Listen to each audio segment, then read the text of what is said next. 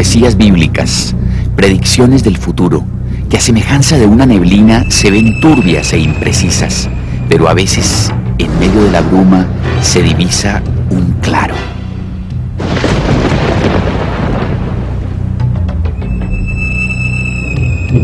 Tú, oh rey, veías, y he aquí una gran imagen, esta imagen que era muy grande y cuya gloria era muy sublime.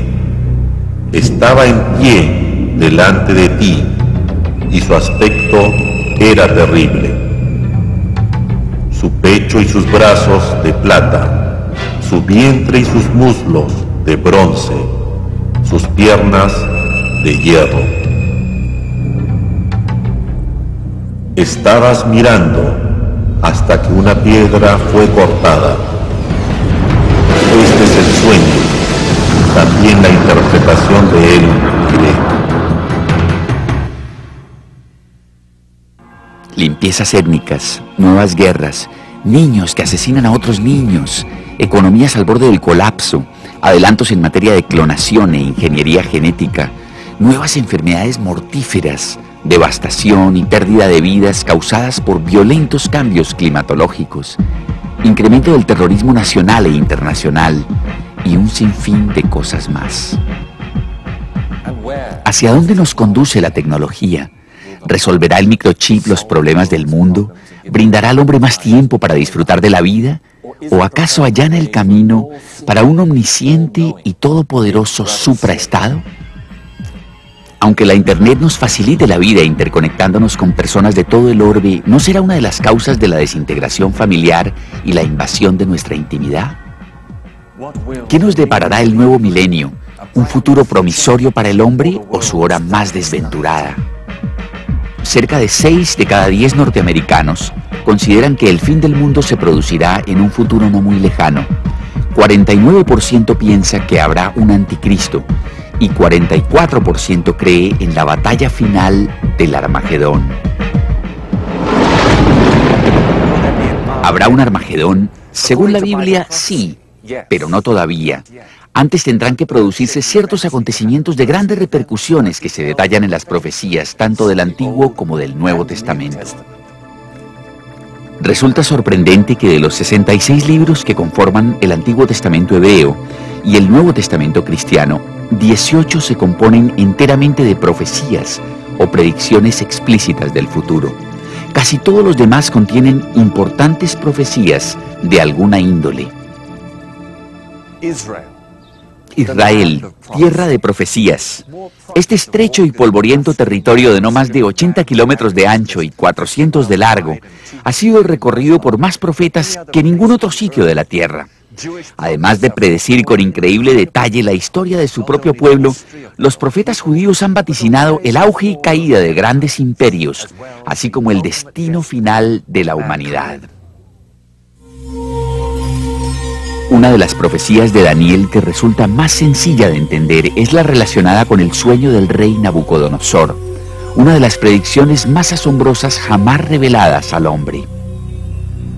El rey soñó con una gran imagen, cuya cabeza era de oro fino, el pecho y los brazos de plata, el vientre y los muslos de bronce,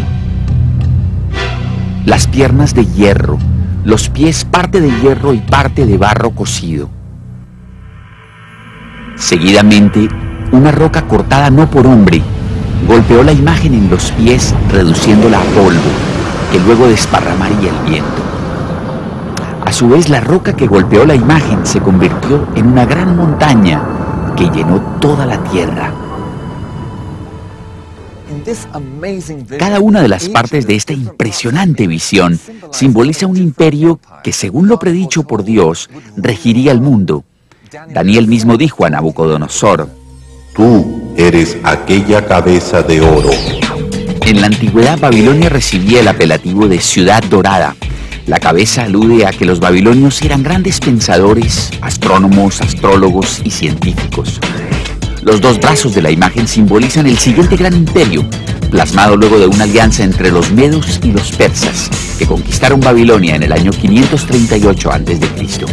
Estos eran muy hábiles con las manos y expertos en artesanía y construcciones.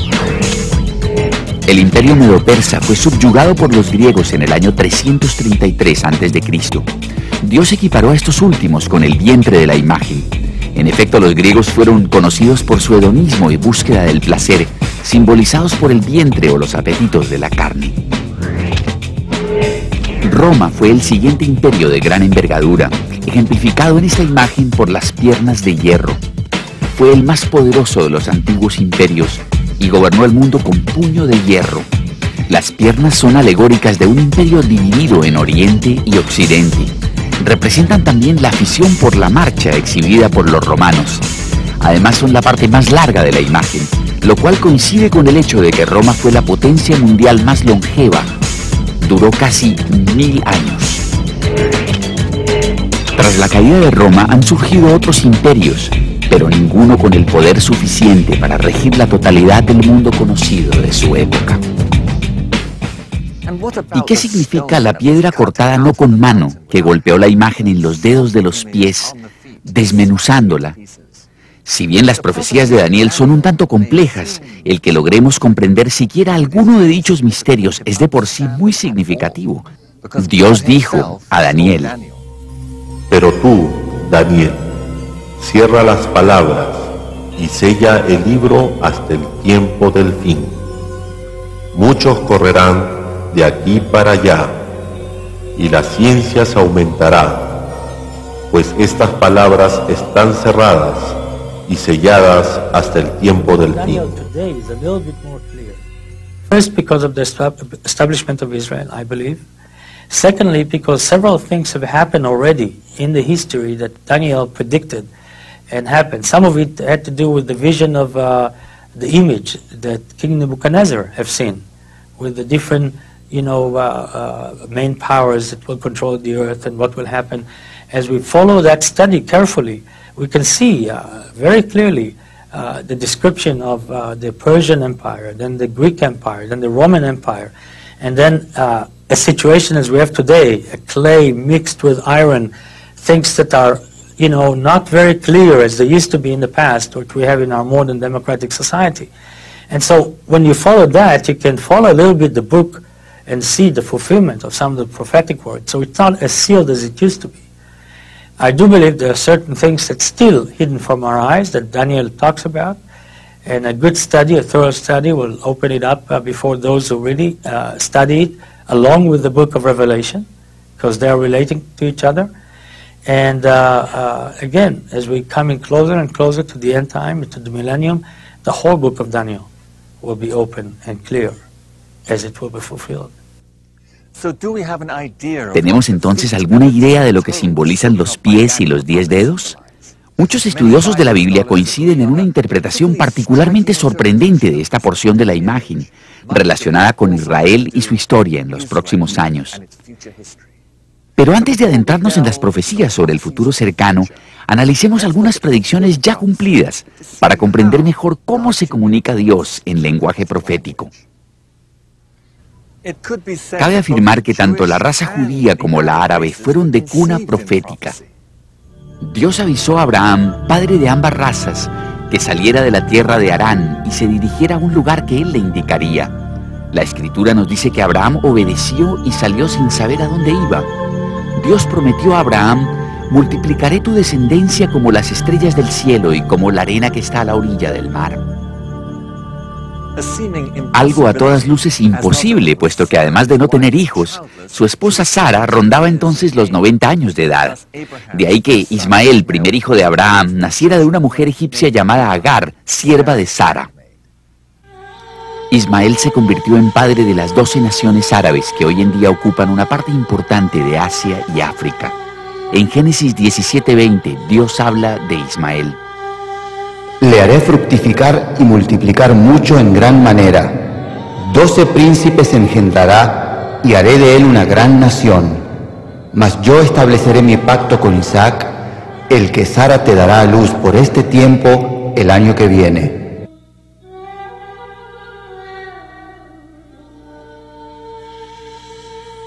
Al año siguiente, a los 91 años de edad, Sara dio a luz a Isaac, padre de Jacob, cuyos 12 hijos llegaron a ser los patriarcas de las 12 tribus judías.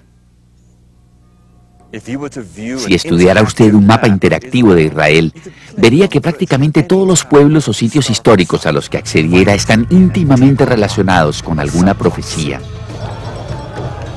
Y de todos ellos, el más emblemático es la ciudad vieja de Jerusalén, que por muchos siglos ha sido capital mundial de la religión y el centro de 3 confesiones mayoritarias. Estamos frente al pórtico de Sión, puerta de acceso a la zona de Jerusalén construida por el rey David. Sión fue la joya más preciada de David. Sus salmos abundan en expresiones poético-proféticas acerca de él. Hoy en día su cuerpo reposa en esta tumba, en el paraje que tanto amó. Monte Sión significa ciudad de David.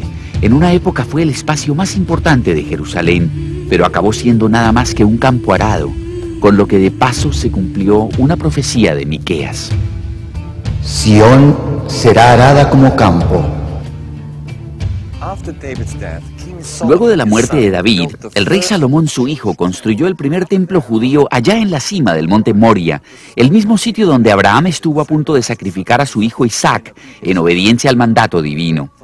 Desde ese momento, el monte Moria se convirtió en Sión, el lugar más sagrado para los profetas judíos de aquella época. El primer templo construido por Salomón fue destruido en el año 586 a.C. por los ejércitos del rey Nabucodonosor. Luego de ser reconstruido en el año 516 a.C., el segundo templo permaneció en este lugar durante 656 años, hasta que lo destruyeron los romanos en el año 70 después de Cristo, cumpliendo así una profecía de Jesús que poco antes de su muerte expresó a sus discípulos. ¿Veis todo esto? De cierto os digo que no quedará aquí piedra sobre piedra que no sea derribada. Jesús predijo que el templo sería demolido piedra por piedra, pronóstico que el ejército romano del emperador Vespasiano, a las órdenes del general Tito, cumplió al pie de la letra 40 años más tarde. Jerusalén acabó saqueada e incendiada y 100.000 judíos fueron crucificados por toda la ciudad. Los romanos quemaron también el templo, hecho mayormente de madera y adornado con oro y plata. Los metales fundidos se colaron por entre las grietas de las piedras que formaban el cimiento. Los soldados desbarataron luego los cimientos para hacerse con el oro y la plata. Así no quedó una sola piedra sobre otra, y se cumplió textualmente la profecía de Jesucristo. Lo único que quedó del templo fue este muro de contención, construido para poder aplanar la cima del monte Moria y asentar el templo sobre ella. Ahora se lo conoce como el Muro Occidental, lugar a donde acuden los judíos a orar. Después del saqueo de Jerusalén en el año 70 de nuestra era, el pueblo judío se dispersó por todas las naciones de la tierra, la diáspora profetizada por Moisés en el Levítico. Y a vosotros os esparciré entre las naciones, y desenvainaré espada en pos de vosotros, y vuestra tierra estará asolada, y desiertas vuestras ciudades. Durante casi 1900 años, los judíos se aferraron a las numerosas profecías del Antiguo Testamento que predecían su posterior regreso a la tierra de Israel. Este es probablemente el predio religioso más conflictivo del mundo, el monte Moria, el lugar sagrado en que el pueblo judío, en el primer milenio de su historia, realizaba sacrificios de animales. Según la tradición islámica, fue aquí donde el profeta Mahoma ascendió al cielo a comienzos del siglo VII. Y según la profecía bíblica, es aquí también donde se erigirá el tercer templo judío.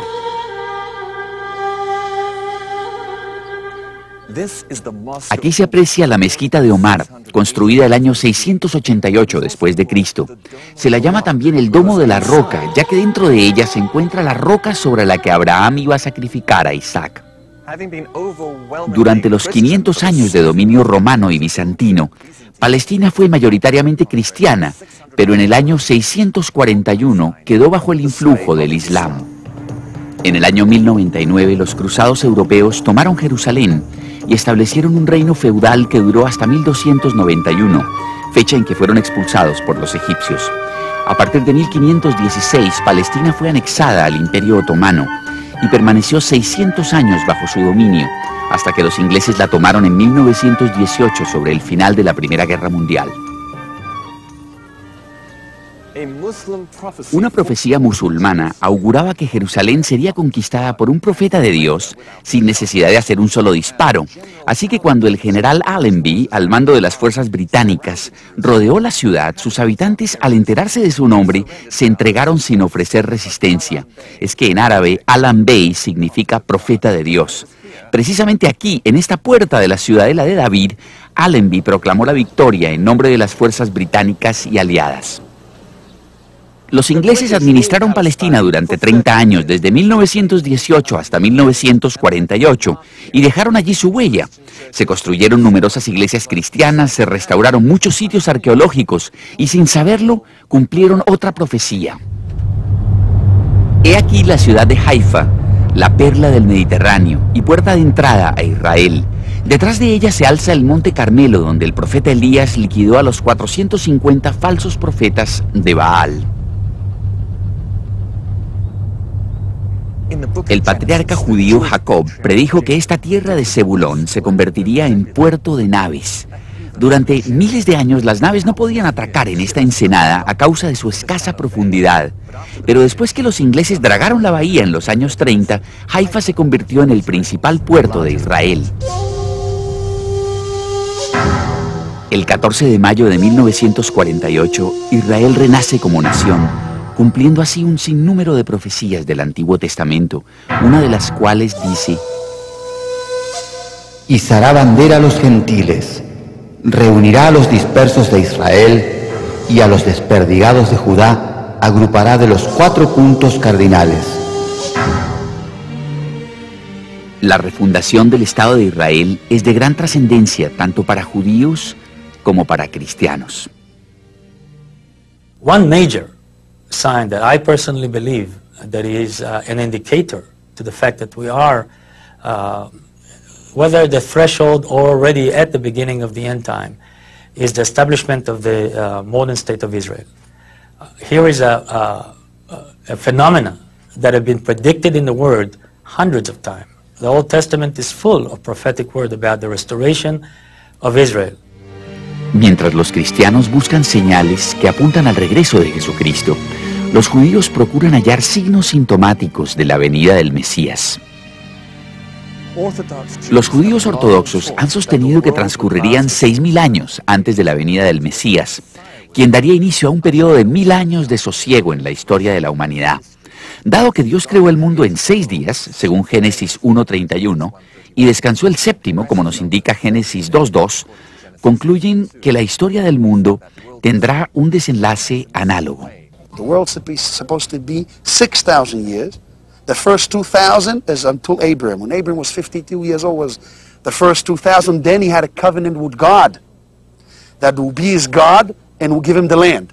The second 2,000, the middle 2,000, was from between 2 to 4, is the 2,000 where the prophecies are being written. The Bible and all, the entire Bible. The last 2,000 is from the destruction of the second temple. It comes, by the way, by the dot to the year. Another time we have to explain that. So the last 2,000 is the 2,000 of the era of Mashiach. Además citan el Salmo 94, que dice: porque 1000 años delante de tus ojos son como el día de ayer, que pasó. De igual modo los cristianos se apoyan en 2 de Pedro 3:8. Pero amados, no ignoréis que para el Señor un día es como 1000 años, y 1000 años como un día. Similar to creation, 6th day of creation. The 7th day is the last 1,000, is the day of God, the kingdom is totally revealed in the world. Es tal el significado que tiene para los judíos la reconstrucción del templo en el monte en que estuvo situado, que durante siglos han rezado para que ello acontezca. Al final de toda boda judía rompen un vaso para rememorar la destrucción del templo. De hecho, la construcción del tercer templo está bien pasada la etapa de planificación. Aquí en medio de una rotonda construida por la Municipalidad de Jerusalén, cerca del pórtico de Damasco, se encuentra la que algunos consideran la piedra angular del nuevo templo. The Bible tells us, and you shall make for me a sanctuary that I will dwell among you. So that's really the comprehensive commandments regarding the construction of the temple. And then there are many other commandments as well. The commandments really can be fulfilled today in a number of ways, kind of in absentia, or maybe kind of in a piecemeal fashion, in view of the impediments towards actually building the temple until such time as is more fitting. So the main way that the Institute is going about the fulfillment of the commandment and occupying itself with the goal of trying to do really as much as possible in our time towards the temple is by creating the vessels. So the vessels that are being created today are not just models or replicas, but are actually made in accordance to the biblical requirements, and therefore are really ready to be used according to biblical law and can be used in the new temple. There is plans, sure there is plan. As a matter of fact, there is places in Jerusalem that they're already building the vessels, and they're learning, like in yeshivas, like here in Mount Zion we have a yeshiva, we have a university for Jewish studies. They learn all the different laws that has to do with the sacrifice and all the different laws that has to do with the temple. And they're preparing themselves, if they're priests, they come from the tribe of Levites, so then they prepare themselves to be ready, and all this come to unfold, they'll be ready to serve God in the temple. We believe that this is the destiny of the Jewish people, and that we are commanded to be occupied with the building of the temple, just as we are commanded to sanctify God's name in every other way. So no, we're not really waiting for the Messiah. We don't feel that his arrival is a prerequisite for the building of the temple. Sin embargo, la reconstrucción del templo es impensable, pues para ello habría que demoler la mezquita de Omar, lo cual sin duda provocaría una guerra santa entre árabes y judíos. Aquí entra en escena el anticristo, un personaje de una sagacidad política y un magnetismo extraordinarios, que según la profecía bíblica salva al mundo de un inminente colapso provocado por acuciantes crisis económicas y sociales aún por desatarse. Este genio de la diplomacia acomete la increíble proeza de forjar la paz mundial y, según lo advierte la Escritura, será objeto de la adoración del mundo entero.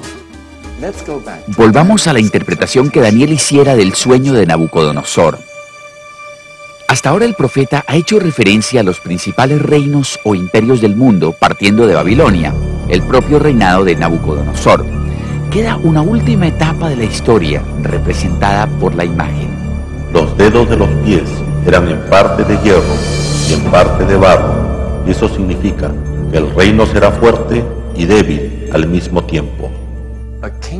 Un reino no puede constituirse como tal sin un rey.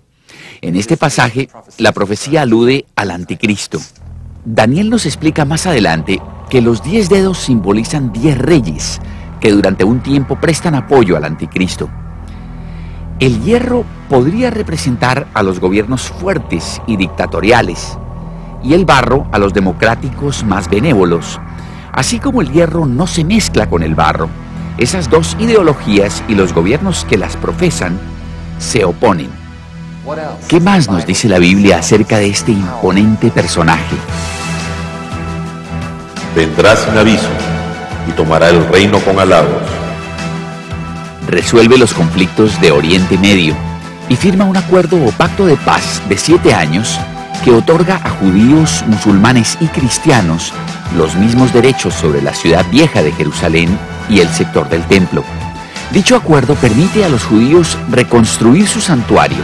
Queda pendiente la incógnita sobre el sitio exacto en que éste se edificará, pero las escrituras indican que dará con una solución. As we know, the Antichrist will be a figure of man who proclaim peace that will attract the world with a what we call today the New World Order. Very similar kind of concept, a New World Order of peace and harmony and tranquility, of living together. And that person will be very attractive, probably very intelligent, and very well able to communicate, where he will attract people to believe in the peaceful solutions that he will bring to humanity. Y por 7 años confirmará el pacto con muchos. Daniel dice que el anticristo obrará solapadamente en sus escritos lo cataloga de despreciable. Habiéndose granjeado la confianza y adoración del mundo, a los 3 años y medio o 42 meses de haber firmado el acuerdo de paz con Israel, repentinamente lo rompe e invade Tierra Santa desde el norte. Detiene los cultos que para entonces ya se habrán reiniciado en el templo y revela su verdadera personalidad.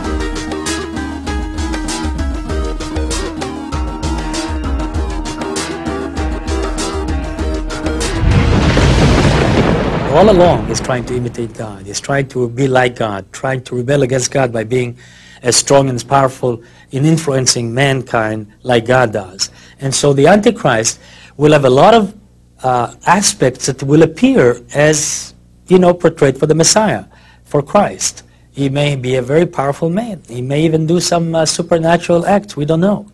May have some power given to him by the devil that will create some supernatural manifestations. Yes, I do believe people will confuse him with Christ, and those that are not deeply engaged with the relationship with God and understand the Word of God good today may fall into that deception. Las profecías nos indican que en ese momento ese dirigente internacional es poseído por Satanás y se proclama a sí mismo Dios. Se manifestará el hombre de pecado, el hijo de perdición, el cual se opone y se levanta contra todo lo que se llama Dios o es objeto de culto, tanto que se sienta en el templo de Dios como Dios, haciéndose pasar por Dios. A la mitad de la semana hará cesar la ofrenda y el sacrificio. Fue aquí precisamente, en el Monte de los Olivos, que Jesús se explayó en la profecía de Daniel, instruyéndonos más sobre la misma. Indicó a sus seguidores qué debían hacer cuando el anticristo abrogara los sacrificios del templo e instaurara la abominación desoladora, su propia imagen a modo de deidad, en el lugar santo. Por tanto, cuando veáis en el lugar santo la abominación desoladora de que habló el profeta Daniel, entonces los que estén en Judea huyan a los montes. El que esté en la azotea no descienda para tomar algo de su casa, y el que está en el campo no vuelva atrás para tomar su capa, porque habrá entonces gran tribulación, cual no la ha habido desde el principio del mundo, ni la habrá. La abominación desoladora de que habló el profeta Daniel y a la que Jesús denominó en el Apocalipsis la imagen de la bestia. Tomando en cuenta la descripción que hacen de ella los profetas, podría tratarse de una gigantesca computadora capaz de hablar y decretar la muerte de todo el que rehúse adorarla. El rey hará su voluntad y se ensoberbecerá, y se engrandecerá sobre todo Dios, y contra el Dios de los dioses hablará maravillas. Del Dios de sus padres no hará caso, ni del amor de las mujeres, ni respetará a Dios alguno, porque sobre todo se engrandecerá. Este es el momento en que el anticristo exige que todos reciban la marca de la bestia, que quizás sea un microcircuito o pastilla de silicio insertado en la frente o un número de identificación en la mano, sin los cuales la gente no podrá comprar ni vender ni realizar ningún intercambio comercial. Y hacía que a todos, grandes y pequeños, ricos y pobres, libres y esclavos, se les pusiese una marca en la mano derecha o en la frente, y que ninguno pudiese comprar ni vender, sino el que tuviese la marca o el nombre de la bestia, o el número de su nombre, y su número es 666. Por primera vez en la historia existe la infraestructura tecnológica necesaria para que un dictador mundial materialice este tipo de sociedad absolutista, paternalista. El dinero está en vías de extinción. Las tarjetas plásticas con cintas magnéticas o microcircuitos poco a poco están sustituyendo a los billetes y monedas. No todo el mundo se fía del anticristo. Eso le impide implantar totalmente su régimen mundialista. Daniel predice que algunos países se rebelan y se niegan a rendirle culto, sobre todo las naciones cristianas, islámicas y judías, que en su mayoría rechazan la idolatría.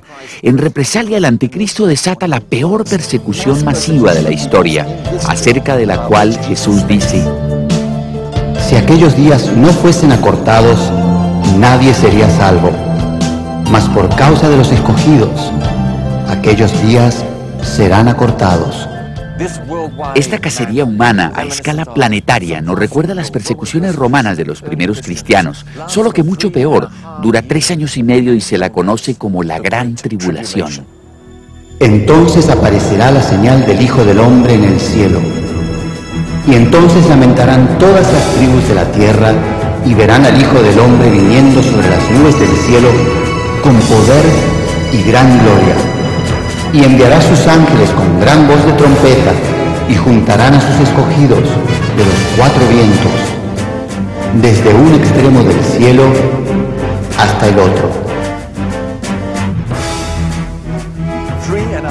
3 años y medio después que el anticristo instaure su imagen, Jesús retorna en las nubes donde todo ojo le verá.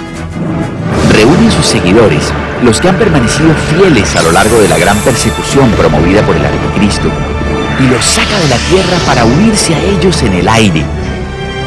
Habiendo el Señor puesto a salvo a los suyos, el anticristo y sus seguidores reciben su merecido.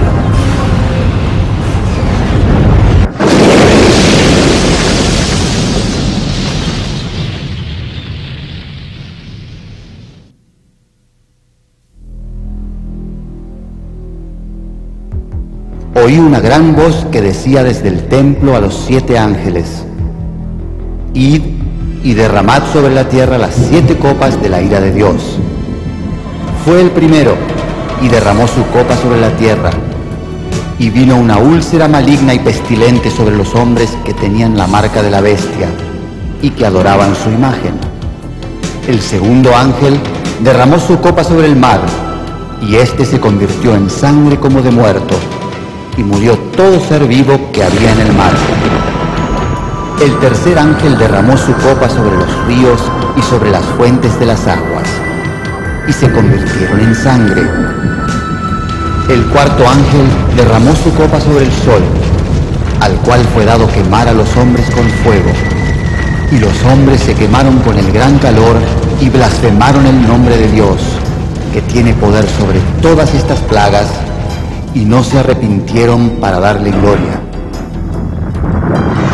El quinto ángel derramó su copa sobre el trono de la bestia, y su reino se cubrió de tinieblas, y mordían de dolor sus lenguas, y blasfemaron contra el Dios del cielo por sus dolores y por sus úlceras, y no se arrepintieron de sus obras. El sexto ángel derramó su copa sobre el gran río Éufrates, y el agua de éste se secó, para que estuviese preparado el camino a los reyes del oriente, y los reunió en el lugar que en hebreo se llama Armagedón.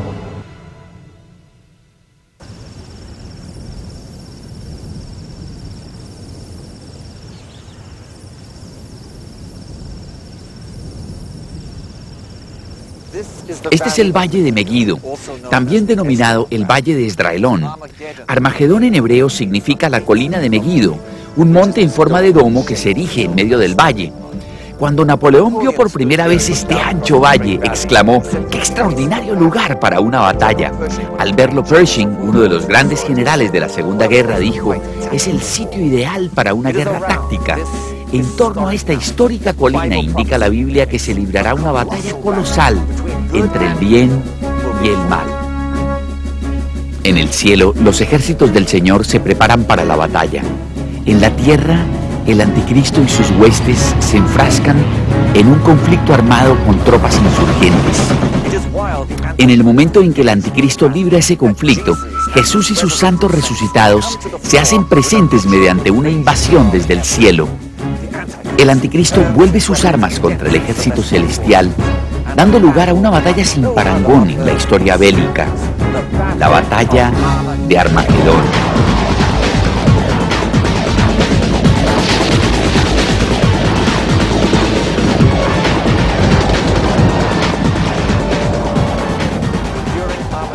Durante el Armagedón, Dios responde las oraciones de quienes llevan largo tiempo implorando justicia. La paciencia divina ante la perversidad del hombre ha tocado a su límite. Estruendo de multitud en los montes, como de mucho pueblo. estruendo de ruido de reinos, de naciones reunidas.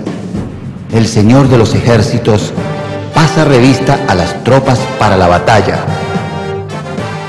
Vienen de lejana tierra, de lo postrero de los cielos, el Señor y los instrumentos de su ira, para destruir toda la tierra. Aullad, porque cerca está el día del Señor. Vendrá como asolamiento del Todopoderoso. Y castigaré al mundo por su maldad y a los impíos por su iniquidad, y haré que cese la arrogancia de los soberbios y abatiré la altivez de los fuertes.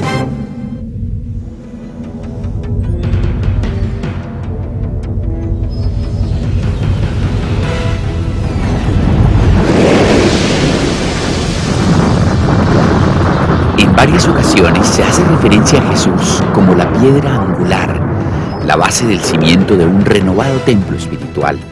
Del mismo modo en que la piedra fue cortada no por mano y cayó sobre la imagen de Daniel 2 para destruirla, Jesús, el Hijo de Dios, desciende del cielo para asestar un golpe mortal al régimen del Anticristo. Según el profeta Daniel, la batalla de Armagedón dura 45 días. El Anticristo es arrojado a un lago de fuego y sus perversos seguidores aniquilados. La matanza será de tal magnitud que el profeta Ezequiel manifiesta que solamente en Israel se tardará 7 meses en enterrar los cadáveres y 7 años en retirar del lugar los restos de armamentos destruidos. Una vez ganada la batalla, Jesús vuelve a caminar sobre la tierra, aquí mismo en el Monte de los Olivos. Y se afirmarán sus pies en aquel día sobre el Monte de los Olivos, que está enfrente de Jerusalén al oriente. Y el Monte de los Olivos se partirá por en medio, hacia el oriente y hacia el occidente, haciendo un valle muy grande. Y la mitad del monte se apartará hacia el norte, y la otra mitad hacia el sur. Y el Señor será rey sobre toda la tierra. Los sismólogos señalan que el Monte de los Olivos yace sobre una falla telúrica y que una grieta de 15 centímetros de ancho se extiende de norte a sur sobre la cima del mismo. When we look at Mount of Olives, which is right not far away from where we're sitting right now, we can see that the literal fulfillment of this verse can very easily happen. One thing we do know is that Christ will come physically. His appearance is very important because it says the eyes of men will behold him. There's also going to be a supernatural manifestations all over. The whole earth at one minute will see him. And so there would be some kind of a supernatural phenomena from the heavenlies that will attract the entire attention of the earth. It has to be. And then those who will live around here, specifically this verse is for them, they probably will see some manifestations on the Mount of Olives and Christ that are different than if I look today at Mount of Olives and see the mountain sitting there in its tranquility and, peaceful fashion. I'm sure it will be different then. There will be a lot of commotion. There will be a lot of supernatural manifestations that God will reveal himself through Christ, and Christ himself will come and will land, I believe, right on the Mount of Olives. And then, of course, we have there a large graveyard right now of all many people, even David's tomb and others that believe that because Christ, or the Messiah, the Jewish people, even non-Christians, believe the same way, that when Christ or the Messiah will come, those will be the first to be resurrected because they are buried in Mount of Olives or close to the Mount of Olives. And so again, there will be a lot of the resurrection part. There will be the commotion of his arrival. There may be the split of the mountain.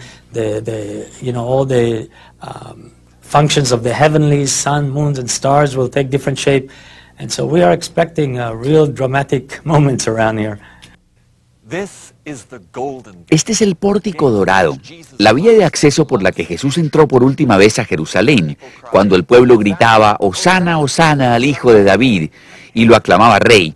Como se puede apreciar, hoy en día está tapiado. Se dice que uno de los gobernantes musulmanes de Israel recordó una profecía de Mahoma registrada en el Corán, según la cual cuando Jesús volviera entraría por esa puerta denominada la Bella para tomar posesión de Jerusalén y reinar en calidad de Rey de Reyes. Temeroso de que Jesús pudiera usurparle el trono, el sultán hizo tapiar la puerta para impedirle la entrada. Así dio cumplimiento a una profecía de Ezequiel. Esta puerta estará cerrada, no se abrirá ni entrará por ella hombre, porque el Señor Dios de Israel entró por ella. Estará, por tanto, cerrada. ¿Y qué hay del último pasaje de la profecía de Daniel después que la roca destruye la imagen?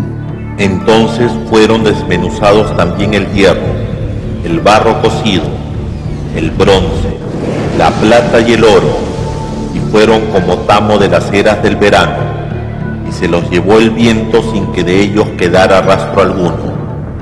Mas la piedra que hirió a la imagen fue hecho un gran monte que llenó toda la tierra. Desmenuzará y consumirá a todos estos reinos, pero él permanecerá para siempre. Esa roca que destruye la imagen simboliza el fin de los gobiernos del hombre sobre la tierra. Al comparar esa roca con los versículos siguientes, la interpretación queda muy clara. Y vendrán muchos pueblos y dirán: venid y subamos al monte del Señor, a la casa del Dios de Jacob, y nos enseñará sus caminos y caminaremos por sus sendas. Porque de Sión saldrá la ley y de Jerusalén la palabra del Señor.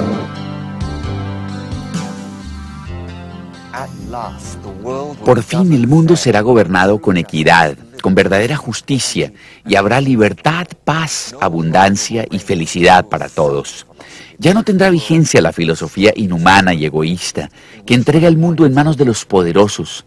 Ya no habrá más corrupción, vicio, delincuencia, sobornos e injusticias.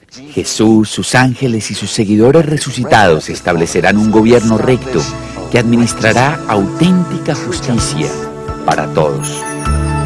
Y juzgará entre las naciones y reprenderá a muchos pueblos, y volverán sus espadas en rejas de arado y sus lanzas en hoces.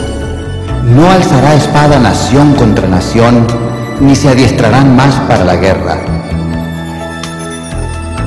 Quebrantó el Señor el báculo de los impíos, el cetro de los señores.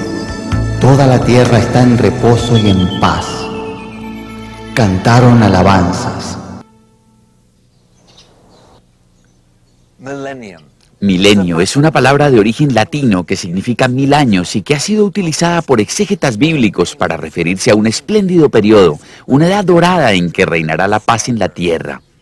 Durante el milenio, cuando el anticristo sea arrojado al lago de fuego, el diablo que lo poseyó permanecerá atado con cadenas en el corazón de la tierra, en el abismo. Desaparecido este y libre la tierra de muchas de las maldiciones que la aquejaron, el mundo volverá a ser como en los días de Adán y Eva, en el paraíso del Edén. Porque aguas serán cavadas en el desierto y torrentes en la soledad. El lugar seco se convertirá en estanque y el sequedal en manaderos de aguas. Y la tierra asolada será labrada. Y dirán: esta tierra que era asolada ha venido a ser como huerto del Edén. First of all, we know that the devil and everything that he represents, which is, the negative, the ugly, the difficult part of humanity, will be taken out, will be locked, will be away from the experience, day-to-day experiences of mankind. The second thing that we know is that God would dwell with men again. It gives me back the picture of Garden of Eden. God was walking in the garden. Adam and Eve are there. It was a natural relationship between them. It wasn't like today you have to go somewhere, to the ends of the earth to go to a revival where people say the Spirit of God is moving and, you need to go to Toronto, you need to go to different places to get that spiritual. It was natural experience for Adam and Eve to have God, involved in their life. I think it will be the same in the millennium.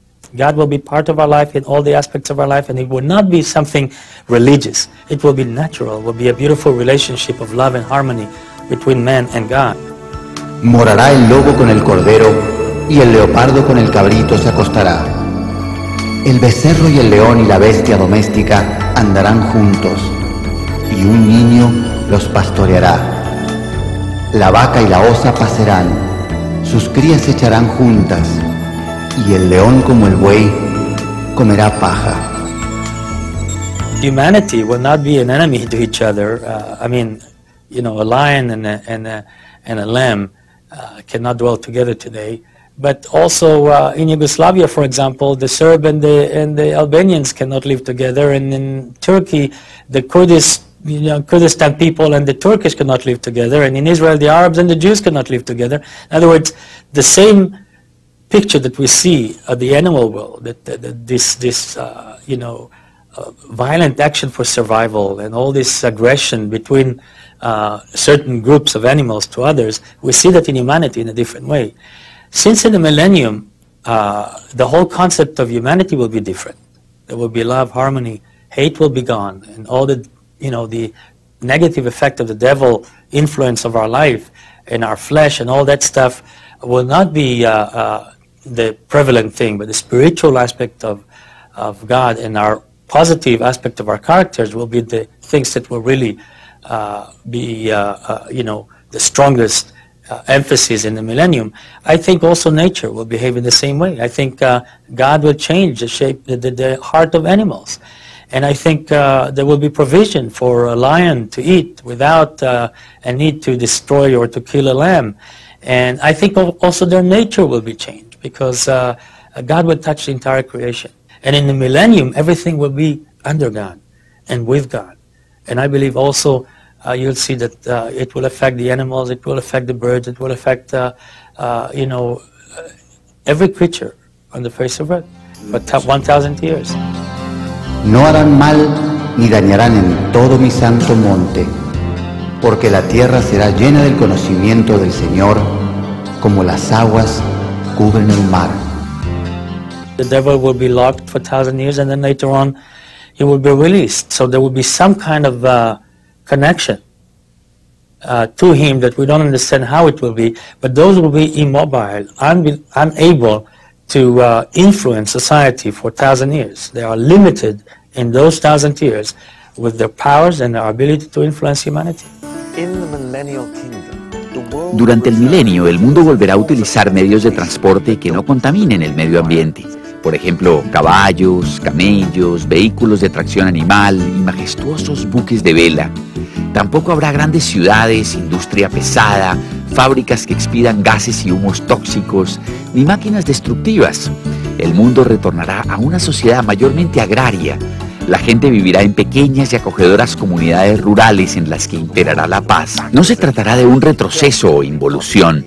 Todavía habrá ciertas comodidades de la era moderna y tecnologías avanzadas, pero nada que perjudique a la gente ni al medio ambiente. Y vi las almas de los decapitados por causa del testimonio de Jesús y por la palabra de Dios, los que no habían adorado a la bestia ni a su imagen, y que no recibieron la marca en sus frentes ni en sus manos, y vivieron y reinaron con Cristo 1000 años. Estos ciudadanos del cielo son los fieles de todas las épocas que sirvieron a Dios. A veces se los denomina los santos resucitados, cuyos cuerpos llegarán a ser similares al de Jesús después de su resurrección. En el milenio, quienes posean esos cuerpos gloriosos se relacionarán con la gente común y corriente, tal como lo hizo Jesús con sus discípulos después de su revivificación. Ese cuerpo, como dice Pablo, se siembra en corrupción, resucitará en incorrupción. No juzgará según la vista de sus ojos, ni arguirá por lo que oigan sus oídos, sino que juzgará con justicia a los pobres y arguirá con equidad por los mansos de la tierra. Las Escrituras nos aseguran que el reinado terreno de Jesucristo durante el milenio será uno de pureza y auténtica justicia. It will not be the same Christ that we knew as a suffering Messiah who is going to die for our sins. It's going to be the king, the warrior, the judge, the majestic, powerful arm of God. And the picture of that Messiah will be implemented in the person of Christ when he comes back. And so we're talking about tangibles. We're talking about something that we can see, we can touch, we can feel. So it will be a physical presence of Christ that will be among us. And I believe that he will dwell among us in this 1,000 years. He will be our King, our Lord, and the one whom we worship and adore.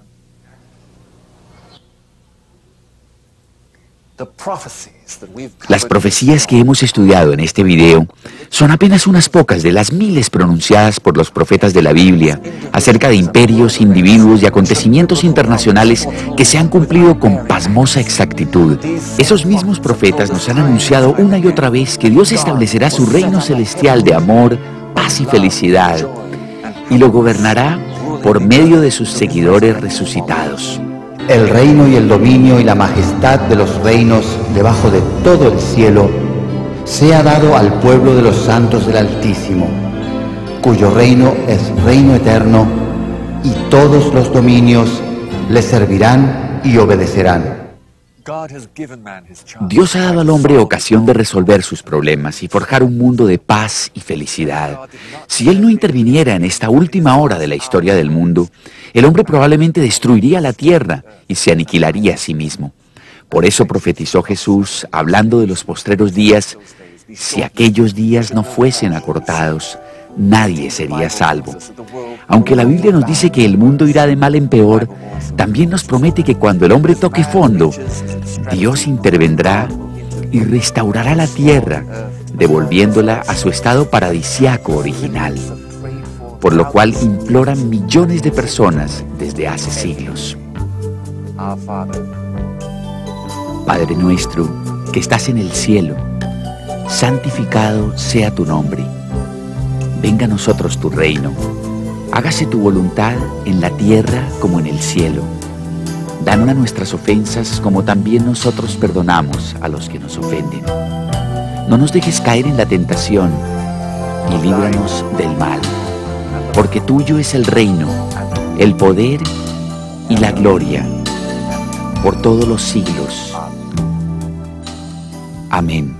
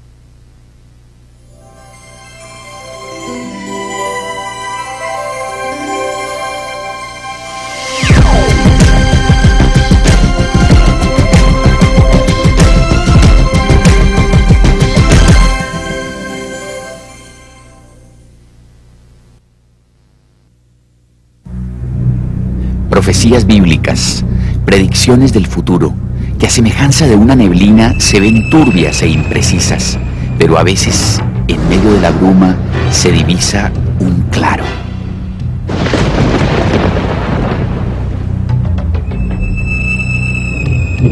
Tú, oh rey, veías, y he aquí una gran imagen, esta imagen que era muy grande y cuya gloria era muy sublime. Estaba en pie delante de ti, y su aspecto era terrible. Su pecho y sus brazos de plata, su vientre y sus muslos de bronce, sus piernas de hierro.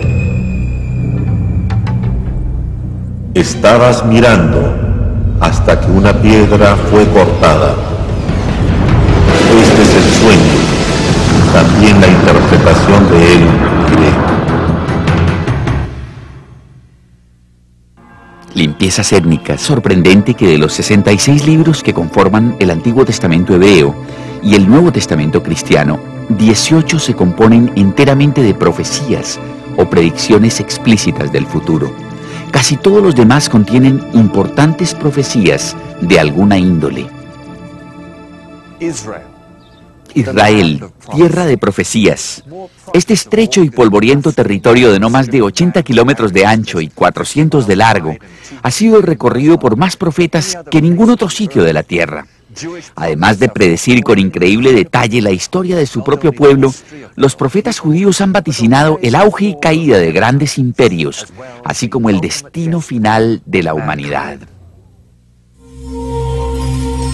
Una de las profecías de Daniel que resulta más sencilla de entender es la relacionada con el sueño del rey Nabucodonosor, una de las predicciones más asombrosas jamás reveladas al hombre.